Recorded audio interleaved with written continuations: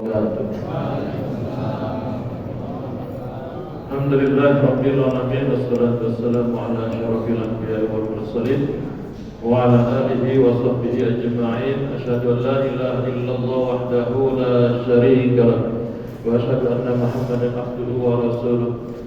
Allahumma shalli ala sayyidina Muhammad wa ala alihi wa sahbihi ajma'in, amma ba'du. Puji syukur kita panjatkan kehadirat Allah Subhanahu wa taala, salawat beriring salam semoga juga tetap tercurah kepada Nabi besar kita Rasulullah Muhammad sallallahu alaihi wasallam. Hadirin jamaah salat tarawih dan salat isya yang dimuliakan Allah Subhanahu wa taala. Terus terang mungkin saya yang lalai. Saya baru tahu temanya tadi pas dibacain sama MC. Ikhlas dalam beribadah dan beramal. Saya tadi mau menyampaikan tentang 3 karakter orang yang lupa di dalam bersyukur. Tapi karena sudah dibacakan tentang ikhlas dalam beribadah dan beramal, berarti saya harus sampaikan tentang ikhlas dalam beribadah dan beramal. Ya, jadi saya lalai itu. Mungkin ketika nanti pengurus kirim, waktu kirim ke saya temanya saya nggak baca. Main iya aja, insya Allah hadir. Padahal di situ ada temanya. Ya. Baik, kita bicara tentang ikhlas di dalam beribadah dan beramal kepada Allah Subhanahu wa taala. Dalil tentang ikhlas hadirin rahimakumullah yang biasa kita baca sehari-hari. Kalau Bapak Ibu pakai doa iftitahnya yang Allahu Akbar kabira, alhamdulillah kabira, itu ada di dalamnya inna salati wa nusuki wa mahyaya wa mamati lillahi rabbil alamin. Sesungguhnya salatku, ibadahku, matiku dan hidupku hanya untuk Allah. Kalau orang kita zaman sekarang bilangnya saya mah lillahi ta'ala.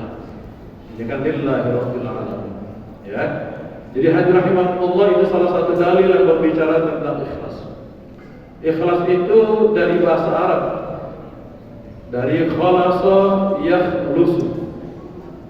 Orangnya disebut dengan khalis, atau bisa juga orangnya disebut dengan mukhlis. Ada Pak Mukhlis ini?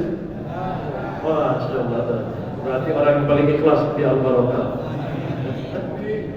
Amin ya rabbal alamin. Dia hadirin rahimakumullah, ya orang ini disebut dengan mukhlis, makanya ada dapat Pak Mukhlis, Muhammad Mukhlis dan lain sebagainya. Ya, itu disebut dengan ikhlas hadirin rahimakumullah. Makanya hadirin rahimakumullah, kalau orang kita ke Arab, kalau pergi kita ke Arab, entah umrah, entah haji, kalau ada orang lagi nyapu hotel, ada orang lagi nyapu halaman, kemudian pimpinannya bilang, khalas, biasanya begitu. Itu kan artinya sudah.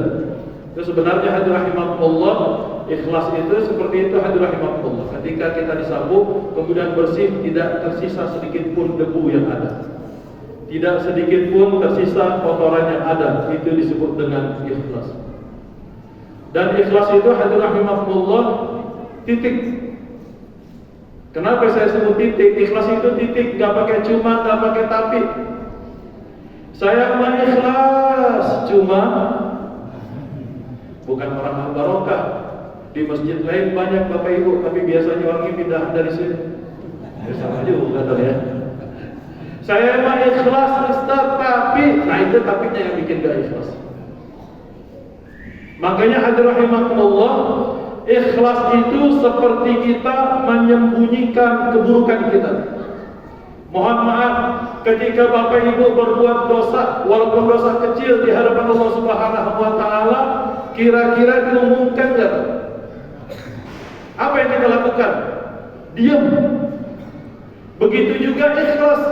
Ketika kita melakukan amal soleh, Pak, gak perlu diumumkan sama orang lain. Gak perlu orang lain tahu, kecuali yang memang harus tahu. Apa yang memang harus tahu? Salat jamaah ke masjid, itu orang harus lihat. Kalau bisa Bapak dilihat tetangga yang gak pernah ke masjid, tapi jangan sombong, jangan ke masjid. Enggak. Kalau bisa dilihat, kenapa? Biar Allah dapat hidayah. Biar tetangga kita dapat hidayah dari jalannya kita ke masjid. Ya. Jadi ikhlas itu seperti menyembunyikan keburukan, Bu. Ya. Jangan mentang-mentang mohon maaf baru ngasih 10 box buat takjil, buat berbuka, mulutnya maka ngomong, Pak, diem. Kagak ngomong mulutnya, tapi tangannya yang main.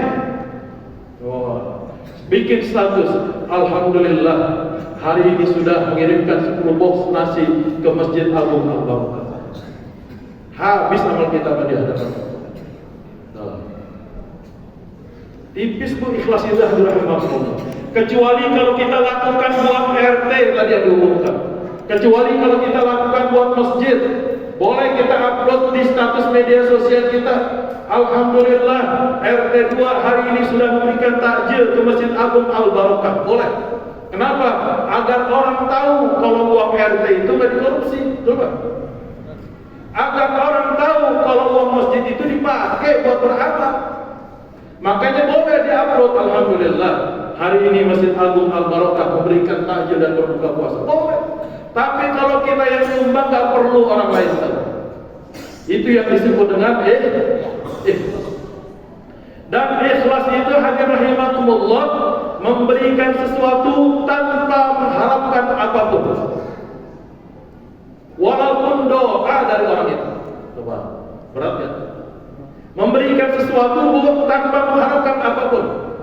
Kadang kita kalau beri sesuatu mohon maaf kepada pengemis, kemudian pemulung di pinggir jalan, kita ngarepin doanya, betul nggak? Padahal kalau kita ikhlas jangan mengharapkan sesuatu, karena memang ikhlas seperti itu. Ya, makanya hadirin rahimakumullah, ada orang yang ketika menyumbang musola, menyumbang masjid, buat keramiknya dan lain sebagainya, bahkan karpetnya, ya, kemudian dia katakan kepada orang lain, itu masjid kalau karpetnya bukan dari saya. Ada nggak di sini, Pak? Nggak ada. Aduh, alhamdulillah, ya, nggak ada sedikit. Kalau masjid kalau bukan karpetnya dari saya, kalau masjid kalau bukan keramiknya dari saya, kalau masjid kalau bukan toanya dari keluarga saya, nggak bakal itu masjid. Ada Pak, saya pernah mengalami hal seperti itu. Dan mungkin Bapak juga pernah tahu dulu waktu zaman kampanye, ada caleg yang nyumbang karpet buat masjid, tiba-tiba nggak kepilih, betul Pak? Lantas apa yang dilakukan Pak? Diminta ke karpetnya. Mungkin kalau ada caleg yang nyumbang yang mau, jangan. Ya, tuh. Ya, makanya itu hadirin rahimakumullah, itulah bentuk keikhlasan kita kepada Allah Subhanahu wa Ta'ala. Begitu juga hadirin rahimakumullah di dalam keluarga. Bapak nggak boleh sombong mentang-mentang kerja dari pagi sampai sore sampai malam. Tiba-tiba hadirin rahimakumullah ada sesuatu bilang sama istrinya, coba kalau Bapak nggak kerja ini nggak bakal makan di keluarga. Coba. Masya Allah. Makanya itu hadirin rahimakumullah, ya, ketika kita berada di dalam rumah tangga hadirin rahimakumullah, yang bikin rumah tangga adem ayem itu bukan suami yang ganteng, suami yang tampan, bukan istri yang cantik, bukan istri yang seksi. Itu bukan jaminan rumah tangga bahagia. Kalau rumah tangga bahagia itu jaminannya suami yang ganteng, istri tampan, suami yang ganteng, tampan, istri yang cantik, seksi, pasti rumah tangganya artis yang bahagia. Betul nggak? Tapi kenyataannya apa? Rumah tangga artis kawin, cerai, kawin, cerai. Boleh pantun nggak? Hah? Boleh kan pantun ya? Dikit. Kata orang Betawi bilang, Pak Bu, buah kelapa di atas nampan, bunga dahlia tumbuh di taman. Buat apa wajah tampan kalau hatinya tidak beriman? Makan Indomie pakai sekuteng, buah mangga digigit lalat. Jadi suami jangan sekedar ganteng, tapi juga harus rajin sholat. Cakep ya.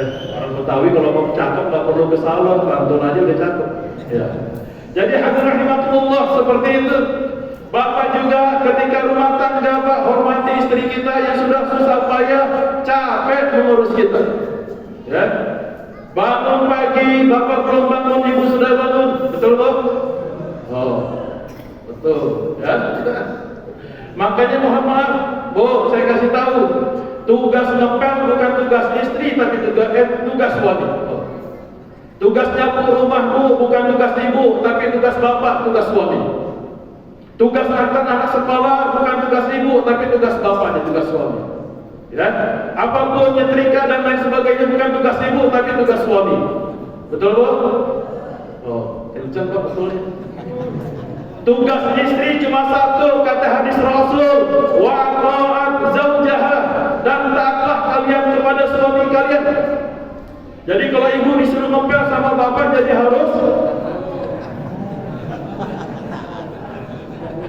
sama aja bohong. Udah naik gimana turunin lagi.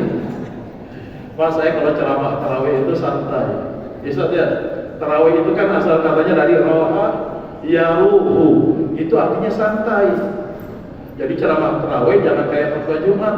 Saya sebenarnya pengen diri di situ, kayak enak juga kalau di sini mimbar ya kan. Ya, saya kemarin ceramah di Tendian Jakarta, ya Kuningan, itu 45 menit ceramah tarawih. Ya, kemudian di Bogor ceramah tarawih 1 jam setengah. Saya bilang diminta pada pengumumannya kultum, tapi saya diminta 1 jam setengah, Pak. Masya Allah. Ini berapa jam ya?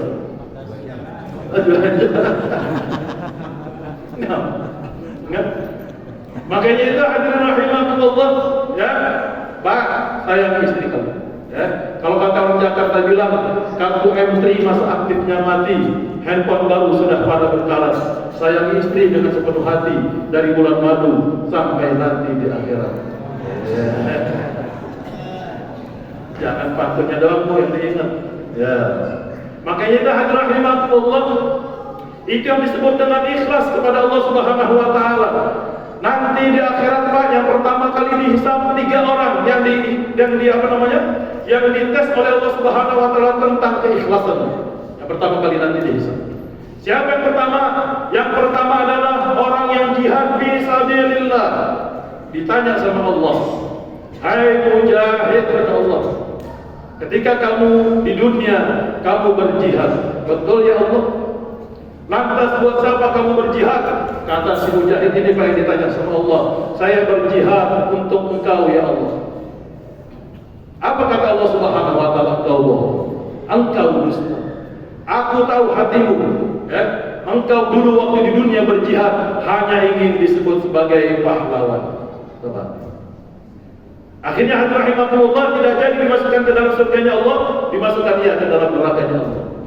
Kemudian kedua, siapa yang ditanya oleh Allah, dites keikhlasannya, yaitu orang kaya, orang yang banyak harta, dites sama Allah. Hai orang yang dermawan ketika engkau hidup di dunia, engkau banyak harta yang aku berikan kepadamu.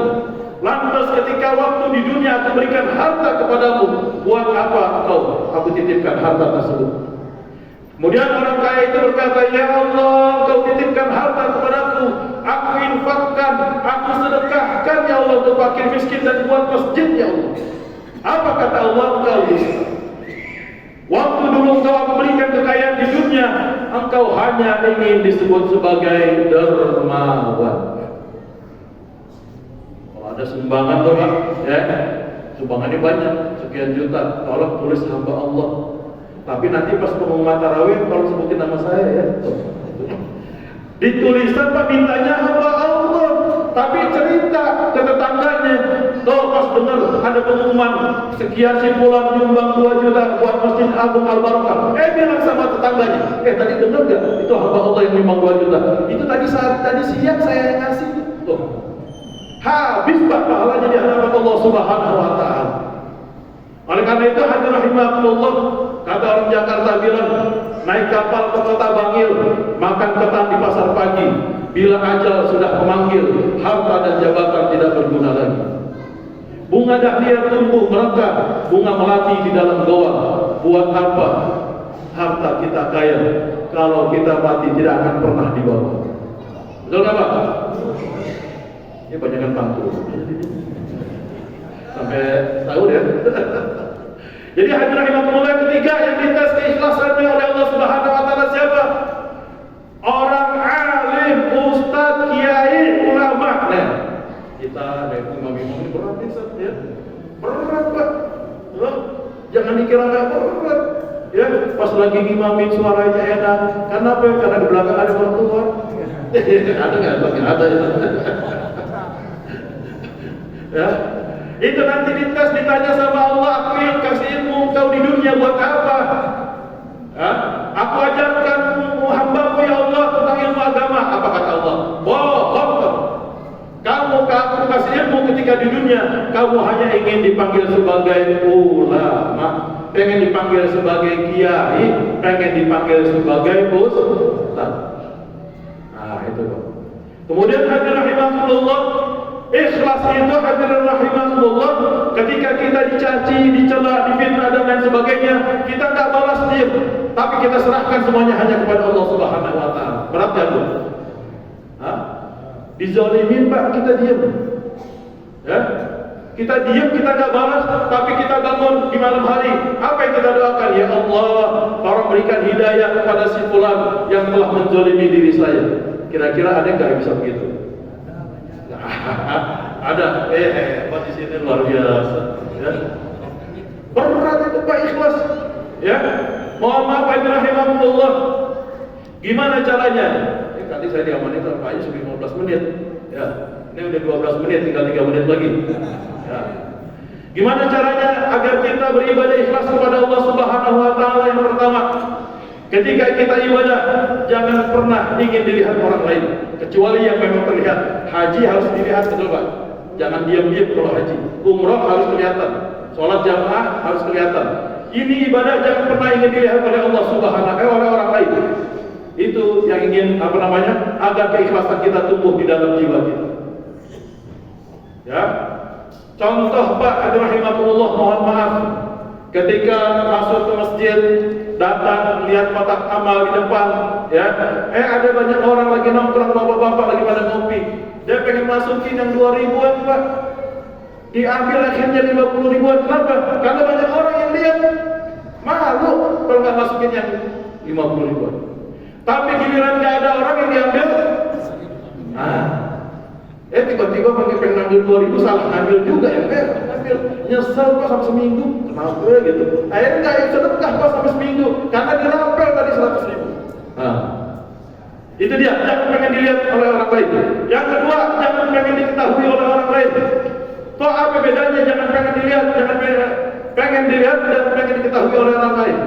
Bedanya rahimahullah, ini yang kedua, orang lain sebenarnya nggak tahu kalau kita ibadah kepada Allah. Tapi tiba-tiba kita ucapkan. Contoh, ketika Bapak ya tiba-tiba masuk ke kantor, dan di kantor Bapak ngantuk luar biasa, ya. Ketika ngantuk, teman kantornya nanya, Pak, kok ngantuknya luar biasa sampai kayak begitu? Tiba-tiba nih Pak mulut terucap, iya deh, semalam habis 10 rakaat tuh. Tahajud. Padahal tak perlu orang lain tahu Pak. Akhirnya kita ucapkan rahimahullah. Yang ketiga, ketika kita beramal dan beribadah, jangan pengen dipuji oleh orang lain, agar tumbuh keikhlasan di dalam jiwa kita.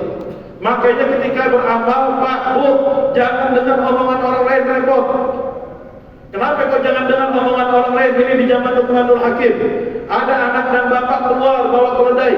Bapaknya naik keledai, anaknya yang nuntun. Kata orang yang di pinggir jalan lewat, sepeda nongkrong, itu bapak gak tahu diri, kesian anaknya. Masa dia naik, anaknya yang nuntun. Betul Pak? Kedengeran sama anaknya bapak. Kemudian akhirnya rahimahullah gantian. Kata bapaknya, adalah kamu yang naik, bapak yang nuntun. Tiba-tiba pas lagi jalan, ada orang di pinggir jalan lagi Pak, ngelihat. Apa kata orang? Itu anak kurang ajar. Bapaknya disuruh nuntun keledai, dia yang naik. Kalau dengar deh Pak omongan orang lain kalau kita ibadah. Akhirnya Pak, karena nih bapak dengar, akhirnya di tengah jalan turun tuh anaknya, ya. Dan anaknya turun, bapak dan anaknya naik berdua. Ya karena tadi bapaknya naik di komplain, anaknya naik di komplain. Akhirnya dua-duanya naik Pak. Ketika dua-duanya anak naik, apa kata orang yang lagi lewat? Itu dasar bapak sama anak gak berperi keledaian. Keledai kecil dinaikin 2 orang. Bapaknya dengar lagi, akhirnya turun Pak, anak dan bapaknya, ya. Kemudian turun, itu keledai gak dinaikin, dituntun sama bapak sama anak. Sampai di pasar, rahimahullah, orang bilang, kamu punya keledai gak dinaikin, buat apaan tuh? Jadi kalau kita beramal dengan omongan orang lain, repot.